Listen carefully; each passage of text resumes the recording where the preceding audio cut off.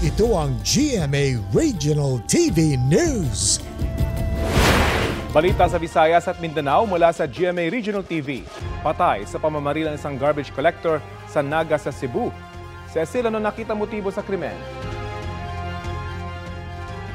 Rafi, pagnanakaw at ang negosyo niyang pautang sa mga katrabaho ang mga nakikitang motibo sa krimen.